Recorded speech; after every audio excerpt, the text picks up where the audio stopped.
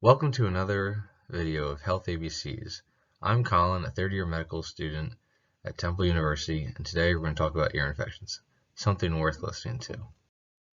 Before we get going, I just want to say that this talk is created by medical students solely for the purpose of patient education and is not to be used as medical advice and does not replace seeing your doctor. Now let's get back to the ear. Oh, you having any trouble listening? Does your ear hurt? You're in the right place. Let's dive in, shall we?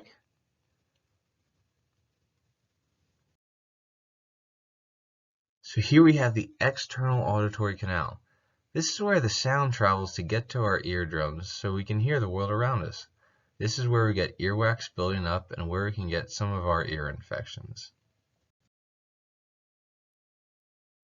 Lots of us have had an earache after swimming in a pool or a lake or the ocean. When we get infections in our external ear canal, we call this otitis externa, or as it's more commonly called, swimmer's ear. Infections in our ear canal can happen when either water carrying germs gets in our ear, or when we stick our fingers in our ears and germs get in that way. Either way, it can lead to one of our ears hurting a lot and a big old swollen ear canal.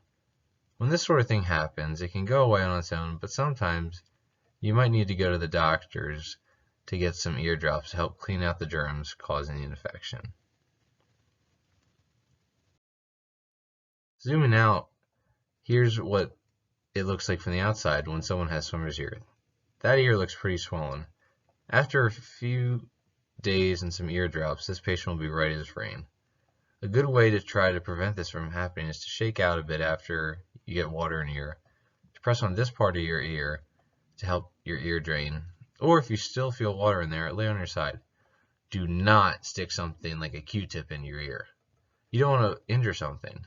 Now let's dive back to the ear. Push forward a little bit. See that big circle on the right side? That's our eardrum. That's what allows you to hear what I'm talking about right now. Pretty neat, right? Let's look a little bit closer. Can you see it? There we go. This is what a doctor sees when they look into your ear to take a close-up look at your eardrum. This is a healthy eardrum. It should look thin and shiny. Sometimes, though, germs can get behind it and cause an infection, which we call otitis media, an infection of the middle ear. This kind of infection often brings children in to see their doctor because they may have a fever and their ear really hurts. Children will pull on their outer ear because this helps ease the pain they're feeling. The doctor will take a look inside.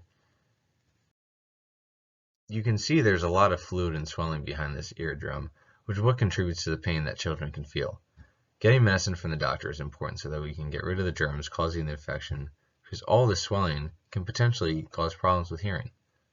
Since children are still growing and not fully stretched out, the drainage tubes, which would allow something like this to clear out, are more easily blocked than adults.